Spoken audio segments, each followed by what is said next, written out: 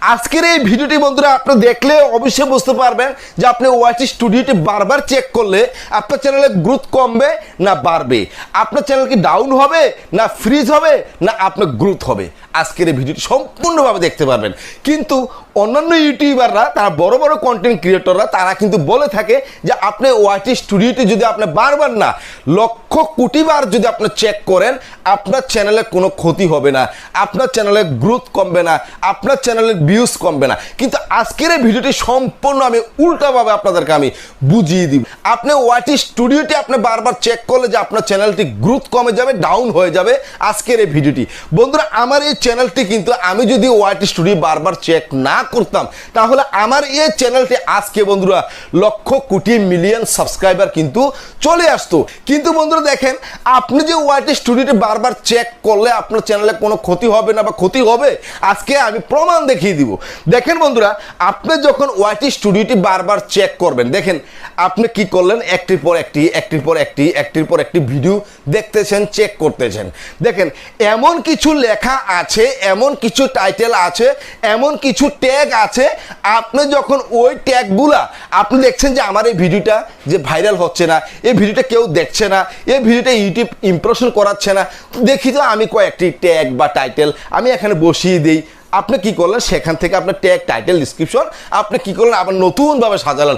আপনি এমন কিছু ট্যাগ টাইটেল আপনি ব্যবহার করছেন, ইউটিউব কর্তৃপক্ষ বাধ্য আপনাকে স্ট্রাইক দেওয়ার জন্য, আপনার চ্যানেলটিকে ডাউন করে দেওয়ার জন্য।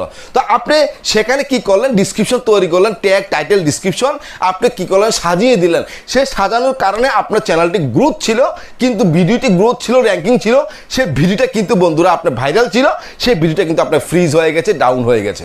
এছাড়া বন্ধুরা আপনি কি করেন যে আপনার থাম্বনেলটি মনে হয় পরিবর্তন করলে যে আপনার ভিডিওটি ভাইরাল হবে। তো দেখা গেল আপনি কি করলেন, এই থাম্বনেলটি আপনি বাদ দিয়ে নতুন আরেকটি থাম্বনেল লাগালেন। এমন একটি থাম্বনেল লাগালেন, সে থাম্বনেলের পিএনজির মধ্যে যে থাম্বনেলটি তৈরি করেছেন, সে থাম্বনেলের পিএনজির মধ্যে আপনি কপিরাইট স্ট্রাইকের একটি ফটো নিয়ে আপনি কি করলেন, এড করে দিলেন। হঠাৎ আপনি সেখান থেকে স্ট্রাইক খেতে পারেন। অথবা দেখলেন আপনার চ্যানেলের মধ্যে 100 থেকে 300 ভিডিও আপলোড করে ফেলেছেন, কিন্তু দেখা গেল কিছু কিছু ভিডিওর মধ্যে 200-500 ভিউজ আছে। আবার কিছু কিছু ভিডিওর মধ্যে আপনার দেখা গেল 10 জন, 5 জন, 3 জন, 20 জন এরকম ভিউজ আছে। তখন আপনি ভাবলেন যে আমি যে ভিডিওগুলো আপলোড করেছি এই ভিডিওগুলোর মধ্যে আমার 500, 700, 2000, 1000 ভিউজ আছে, কিন্তু এই ভিডিওগুলোর মধ্যে তো 10 জন, 5 জন ভিউজ।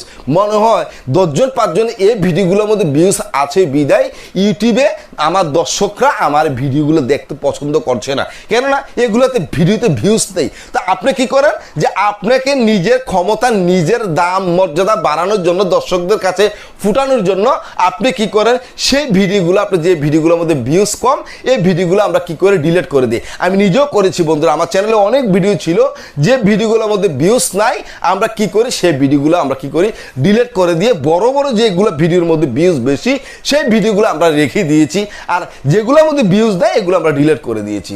এতে কিন্তু বন্ধুরা দেখেন আপনার চ্যানেলে কিন্তু র্যাঙ্কিং ছিল, ভাইরাল ছিল, গ্রোথ ছিল। আপনি যে একটি ভিডিও ডিলিট করে দিয়েছেন, দেখেন সেই ভিডিওটা এমনও তো হতে পারে আমি 5 দিন ভিডিও আপলোড করি নাই, 5 দিন পরে গিয়ে একটি ভিডিও আমি আপলোড করেছিলাম, সেই ভিডিওটার মধ্যে আপনার ভিউজ নেই। আর দেখা গেল অথবা আপনি 10 দিন পরে গিয়েও এমনও হতে পারে যে আমি সেই ভিডিওটা আপলোড করেছিলাম কিন্তু এই ভিডিওটার মধ্যে ভিউজ নাই, এর পরবর্তী ভিডিওটার মধ্যে আমার ভিউজ হয়েছে। তো দেখা গেল এর মধ্যে আমি কি করলাম, বা 2টি ভিডিওর মধ্যে ভিউজ নেই, আমি কি করলাম, এই দুটোটা ভিডিওর মধ্যে ভিউজ নেই বিধা আমি দুটোটা ভিডিও আমি ইউটিউব থেকে আমি ডিলিট করে দিয়েছি। ডিলিট করার পরে কিন্তু 3 নাম্বার যে ভিডিওটা আমার আপলোড করা ছিল সেটা আমার এমনও হতে পারে 20 দিন 25 দিন পরে ভিডিও আমি আপলোড করেছি। ইউটিউব কর্তৃপক্ষ রোবট যখন আপনার ভিডিওটা দেখবে যে কতদিন পরে আপনি ইউটিউবে ভিডিও আপলোড করেছেন, দেখা গেল আপনার মাঝখানে 3টি ভিডিও ছিল, সে 3টি ভিডিও আপনি ডিলিট করে দিয়েছেন।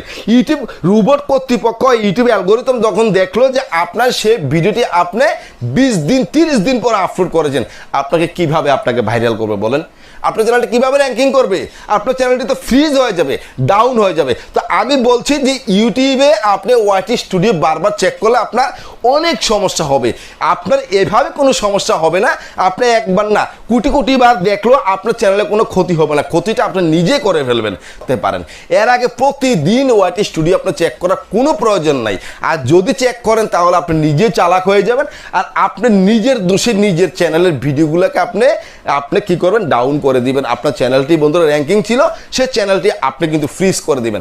আপনি কিন্তু জানেন না যে আমার চ্যানেলের মধ্যে এতগুলো ভিডিও আপলোড করছে, আমি কেন র্যাঙ্কিং হচ্ছি না, কেন ভাইরাল হচ্ছে না আমার ভিডিও। বন্ধুরা আপনি কি জানেন যে আপনার এতটুকু আপনার রাস্তা দেখেন, এতটুকু রাস্তা আপনি কি করলেন, এতটুকু পাড়ি দিয়ে চলে এসেছেন, আর একটু সামান্য হলে আপনার চ্যানেলটি র্যাঙ্কিং হয়ে যাবে।